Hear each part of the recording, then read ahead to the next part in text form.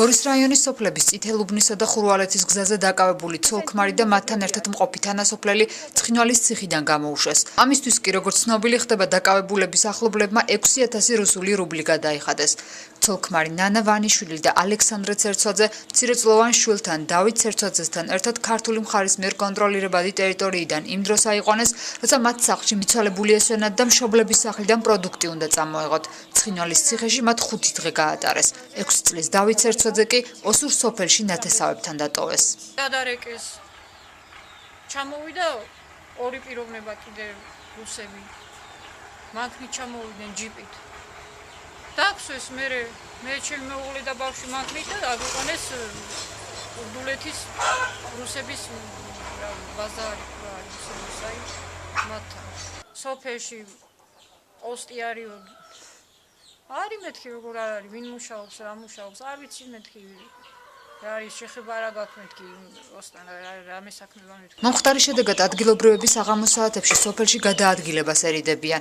ისინი განსაკუთრებით ქალის და ბავშვის დაკავების ფაქტმა შეაშფოთა. შიში გვაქვს, როცა ჩვენ ტერიტორიიდან აიყვანეს, ბავშვის შიშიც მაღაზიაშიც ვერ აგუზავნით ბავშვებს. რატო უნდა იყოს ესეთი რამე, როდებდი უნდა ვიყვეთ ამ დღეში? ციხეში ჩასვა ქალია, რა არის? ქალის ცხინვალის ციხეში გადაყვანის შემთხვევა ქართული მხარის მიერ კონტროლირებადი ტერიტორიიდან 2008 წლის აგვისტოს ომის შემდეგ ადგილობრივებს არ ახსოვთ.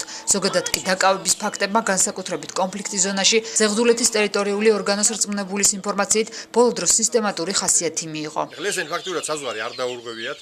მიდიოდნენ ჩვენ კონტროლებად გზაზე, რომელი გზაზეც შეუულებრივ გადმოვიდნენ ისინი, იმათ დაარღვიეს ფაქტურად ეს ჩვენი ეგრეთ წოდებული საზღვარი, რომელიც საზღვარი კი არა, ჩვეულებრივ დროებითი ასე ვთქვათ ოკუპირებული ტერიტორიაა.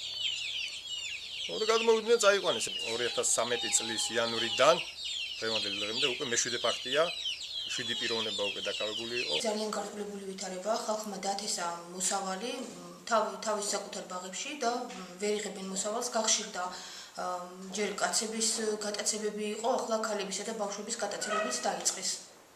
ეშინიათ ხალხს ვერ გადიან საკუთარ სოფლებში. ძალიან რთული ვითარებაა განსაკუთრებით ზევით სოფლებში.